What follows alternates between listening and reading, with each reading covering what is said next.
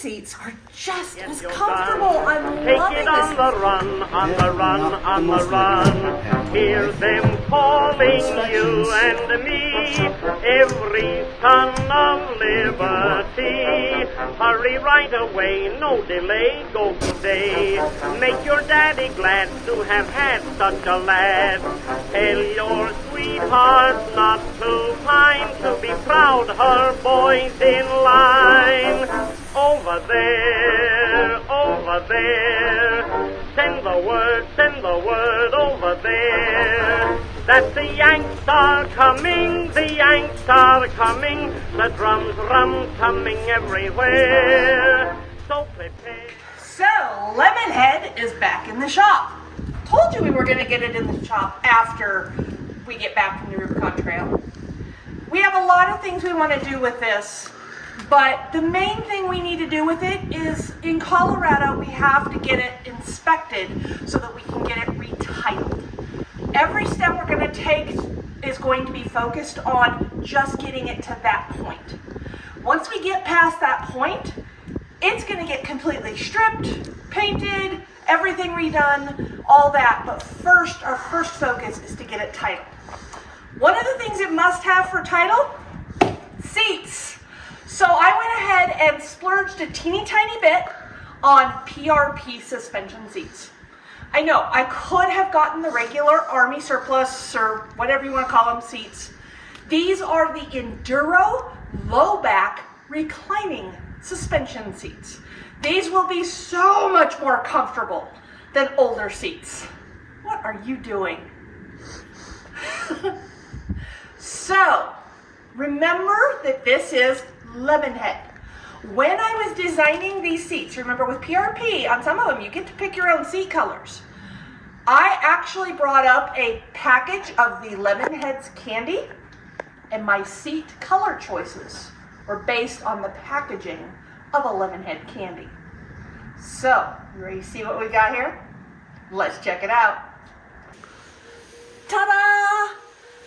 These are so comfortable. I mean, you guys know I have these seats, although they're the Enduro Elites in Penny, and I get rave reviews on them. I like them. I can sit all day on the rockiest trails and not come out of it sore at all.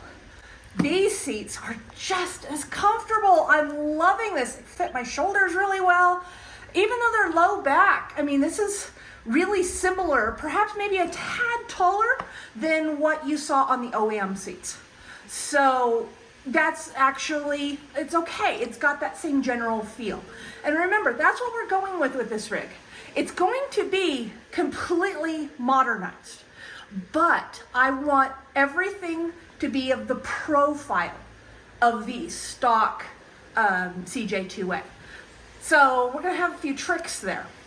Now, the one thing I was worried about, you're gonna have to give me your opinion on this. Did I get bass boat seats? I hope not. We don't have seat belts yet.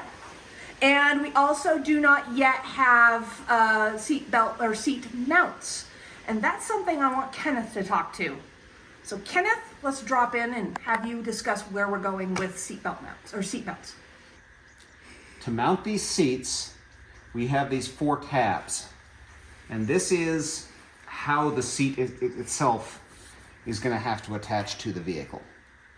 Now, the thing that goes with it is then we have to have something in a basically vertical orientation for these tabs to attach to. In a stock CJ-2a, this is the location of the fuel tank, which would need to be underneath the seat.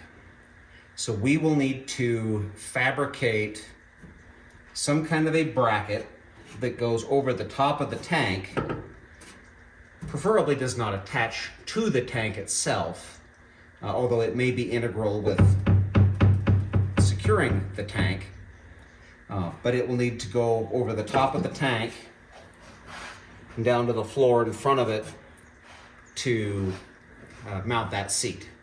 Now the trick to this is, of course, the body on this one is fiberglass. So these are not things that can be welded. They will have to be bolted in place to the corresponding structure. The seat also has to fit pretty much in this spot behind the steering wheel. So we'll do some mock-ups. I'll probably slide some 2x4s or something in here, and we'll see how good or bad that's going to work.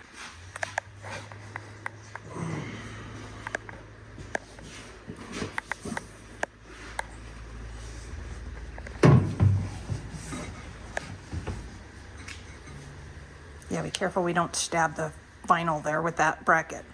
And so yeah, so the first thing that's going to happen is that bracket's got to go. That gets us out of the way of the bracket. Wait a minute, there's actually more room between the seat and the bottom of the steering wheel than I was expecting.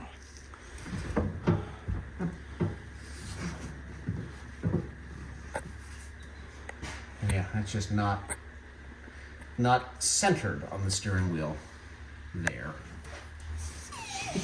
It's gonna be a hard rig to get in and out of. That is... It's pretty flush with the That's front of this actually fuel tank. Not too far, off the front of the fuel tank there. Yeah, there is more space here than I had anticipated there would be. But we also haven't mounted any bracketry.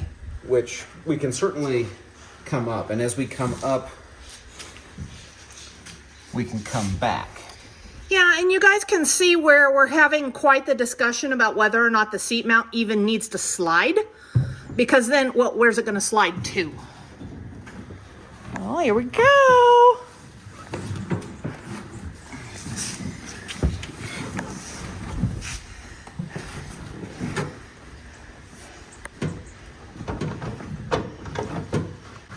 Definitely not the most legroom I've ever had in my life. So we've already seen a video on how to notch this fender back here in order to get some more seat room. We're kind of already anticipating that's going to happen. Because yeah, your knees are kind of up there, aren't they? It's not necessarily what I would describe as comfy, but it's doable. Yeah, I agree with that. I actually have more of an issue with the gas pedal. Yeah, well, something looks awry about the gas pedal. It's way the heck out there. I could see bouncing along the farm in this. It's definitely one of those of, I would prefer a little bit more legroom, but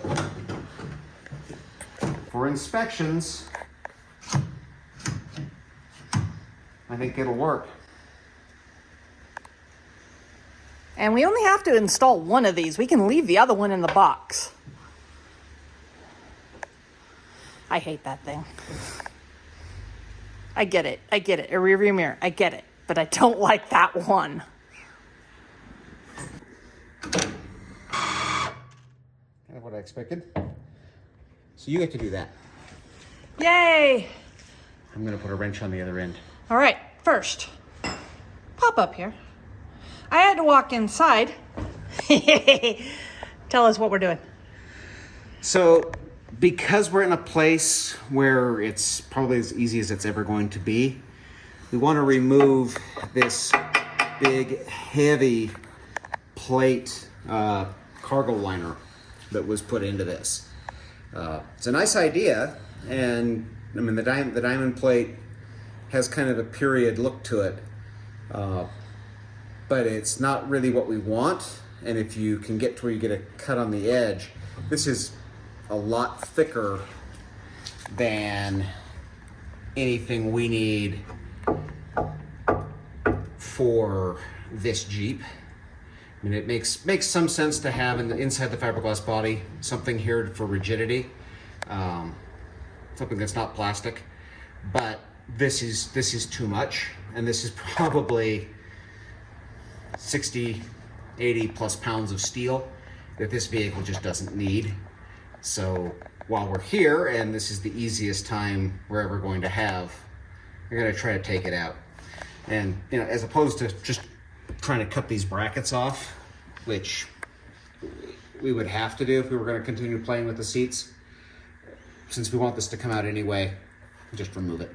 And as a reminder, those brackets were for the heating unit that was put in here. Yeah, that's the auxiliary heater core.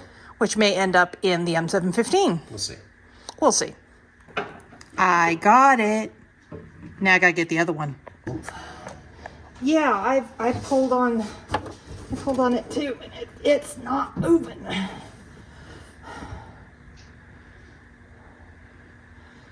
What if we if we pry it against, like here, is there enough structure under there to pry against, or will it dent it? It's kind of what I'm wondering. Is it in here sandwiched? Well, or is it just rusted on? no, it can't rust to fiberglass. Well, there's that.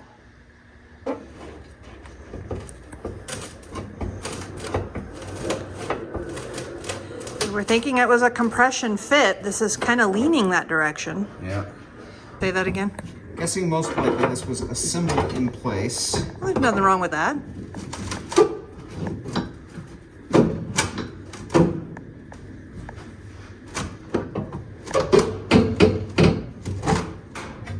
And it is definitely quite heavy.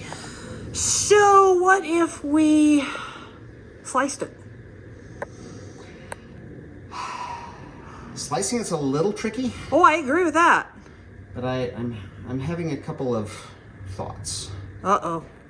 Shiny, shiny, shiny.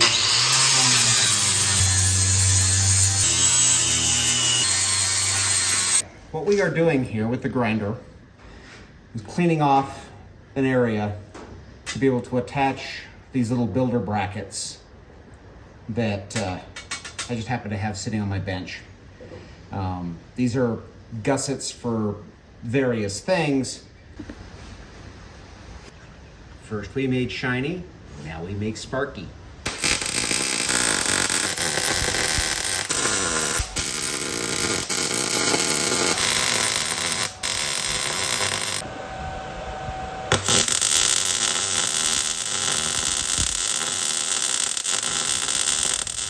And that's how we address, I need an attachment point and don't have any. I figure if I use my engine leveler, I can adjust to help this move back and forth or balance as it needs to.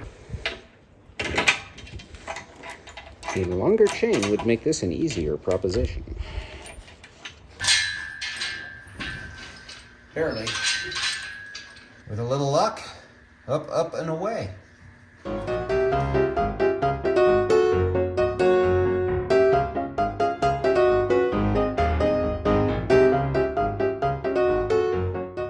So what we're seeing, because it is lifting the back of the vehicle. Yes, it is. And if it releases, the back of that plate is going to hit the lip of the fiberglass and smash it.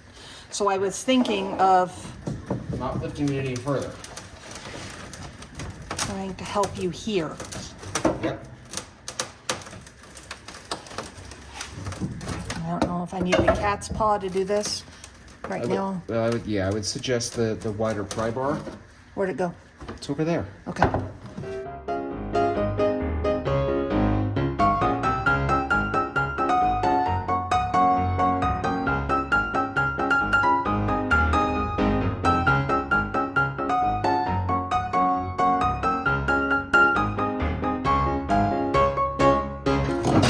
Now we are far enough forward that it can come up. And so, yeah, just try lifting it up.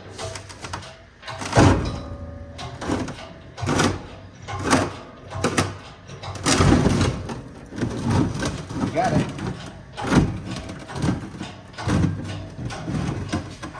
It was definitely wedged in place.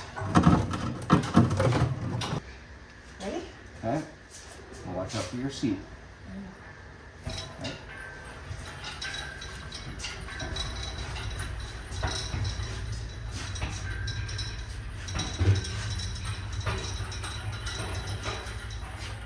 Okay, go ahead and set it down. Big heavy piece of steel out of here. Now we've got a little bit of, years past that will need to be repaired. We've got some cracking, and it looks like a repair that was made here along the top of this fender that will have to be fixed, and we've got a separation here across the back that looks like they used to run wiring through. So some evils from previous, or it may be that the expectation of the manufacturer was that this would be lined as well. But that'll have to be addressed as part of making this thing, at least its final version, roadworthy. So not only do we have some cleanup to do at this point, but we also have some thinking to do. The next step involves cutting into the tub or repairing this tub. And do we really want to go forward with this tub? How are the seat mounts going to look? Yep, I've got some decisions to make, and Kenneth has some designing to do. In the meantime, thank you so much for watching. You know the drill. Like, click, and subscribe. Thanks.